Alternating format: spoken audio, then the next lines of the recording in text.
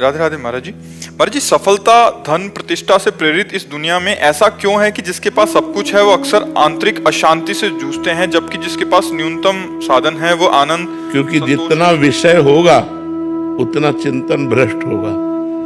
जितना विषय बढ़ेगा, भ्रष्ट माने होता गिरना, जितना आपके पास सुविधा भोगी मन होगा उतने अध्यात्म से गिरेगा, और जितना त्यागी मन होगा उतने अध्यात्म की तरफ बढ़ेगा। तो असुविधाजनक जो जीवन होता है उसमें कहीं ना कहीं भगवान का आश्रय रहता है, और सुविधाजनक जो जीवन होता है उसमें धन पद भोग इनका आश्रय होता है, और ये सब नाशवान है, इसलिए अशांत होना ही पड़ेगा। और अशांतस्य कुतः सुखम, अशांत चित्त कहाँ सुख का अनुभव करता है। जब धन बढ़ता है तो उसमें दोष है, परस्त्री गमन, मदिरापान, द्वैत कीड़ा, झूठ बोलना, छल कपट, ये स्वभाव में आ जाता है, और अहंकार तो आ ही जाता है। जब धन बढ़ता है तो अहंकार आ जाता है और ये दोष आ जाते हैं, और जब ये दोष होते हैं तो पाप बढ़ता है, पाप बढ़ता है तो अशांति बढ़ती है। तो अशांतस्य कुतः सुखम, जो अशांत है वो कहाँ से, त्यागात् शांति अनंतरम, जो त्याग परायण है उसको शांति का अनुभव होता है, जो भोग परायण है वो अशांति का अनुभव करेगा ही करेगा, क्योंकि मन कभी शांत नहीं होता भोगों से, मन भोगों के त्याग से शांत होता है। और हमें चाहिए शांति, और हम भोग भोगने में देखो कैसा चालबाज मन है, अपने धर्म से युक्त पत्नी की तरफ तो वो दूसरे की तरफ दिखाता है कि अगर ये हम भोग ले, ये भोग ले, ये भोग ले तो हम सुखी हो जाएंगे। और जहां मनुष्य अपने धर्म की रेखा को पार किया, बस वही अशांत, दुख, चिंता, शोक, भय ये उसे घेर लेते हैं। अब वो इतनी कामना से प्रबल हो जाता है कि इसमें नहीं, इसमें, इसमें नहीं, इसमें, पूरा जीवन व्यतीत हो जाता है, वो कभी शांति को प्राप्त नहीं होता। और जिसने धर्म की रेखा के अंतर्गत होकर भोगों का सेवन किया उसका मन शांत होता चला जाता है, क्योंकि भोगों में सुख है नहीं, एक दिन उसे घृणा हो जाएगी, उसे वैराग्य हो जाएगा यार। और अगर नवम नवम तो फिर वैराग्य नहीं होगा, फिर वो अशांति बढ़ती चली जाएगी।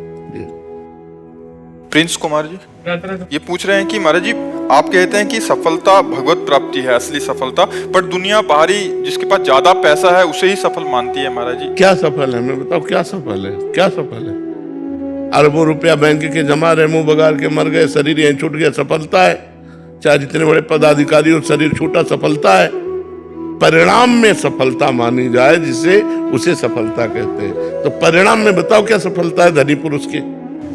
महाराज जी सब बाहरी दुनिया हो तो इज्जत जैसे देखते हैं। मैं तो बाहरी दुनिया तो माया, माया सफलता है कि भगवान सफलता है? मैं तो देखता हूँ आपको तो भगवान ही सफलता है। हाँ, अंतर का हृदय शीतल है तो बच्चा सफलता ही सफलता है, और अंदर हृदय शांति को प्राप्त नहीं। जैसा इन्होंने भैया ने प्रश्न किया कि सब भोग है लेकिन अशांत है, सही प्रश्न किया। अगर परमात्म ज्ञान नहीं है, परमात्मा से प्रेम नहीं है, नाम जप नहीं है, धर्म नहीं है, तो वो कोई भी हो कभी भी सुखी नहीं रह सकता। महाराज ययाति ने अपनी जवानी भोगी, अपने पुत्र की 1000 वर्ष जवानी भोगी, तब उन्होंने लिखा कि एक पुरुष को जो भगवान से विमुख है उसे संपूर्ण स्त्रियां, जौ, धान्य, वैभव सब दे दिया जाए तो भी वो कभी तृप्त नहीं हो सकता। ये स्वयं का अनुभव महाराज ययाति ने लिखा श्रीमद् भागवत में। तो इसलिए भोगों में शांति नहीं है, शांति भगवान में है। भगवान को प्राप्त करना ही सफलता है, भगवान का भजन ही सफलता है, ना कि सुख वैभव धन संपत्ति कोई नहीं। जब शरीर ही नहीं जाएगा, आप सोचो, शरीर ही नहीं जाएगा तो फिर हमारी सफलता क्या रही? यहाँ की क्या सफलता रही? ये मकान हमारा नहीं रहेगा, शरीर हमारा नहीं, बैंक बैलेंस हमारा नहीं, पद नहीं, प्रतिष्ठा नहीं, तो क्या मतलब रहा यार? पूरे जीवन हाय हाय करके सब कमाया और कुछ लेके नहीं जा रहे, कुछ लेके नहीं जा रहे। और जो लेके जाना था भजन, धर्म, सत्य, वो किया नहीं, तो असफल रहे कि नहीं रहे? असफल रहे। सफलता तो हो रही कि अब जय जयकार होते हुए शरीर छूटा और भगवान के धाम जा रहा, क्योंकि उसने पुण्य किया, तपस्या की, तीर्थयाटन किया, परोपकार किया, नाम जप किया, दूसरों के लिए प्राण त्याग दिए, जीवन धन्य हो गया। अब ऐसा कहाँ है? अब दूसरों के प्राण ले लेते हैं अपने सुख के लिए, दूसरों का धन छीनना, दूसरों की हिंसा कराना, वो चाहे जैसे धन मिले, भोग मिले। धन भोग सफलता नहीं, ये अपने दिमाग से हटा दो।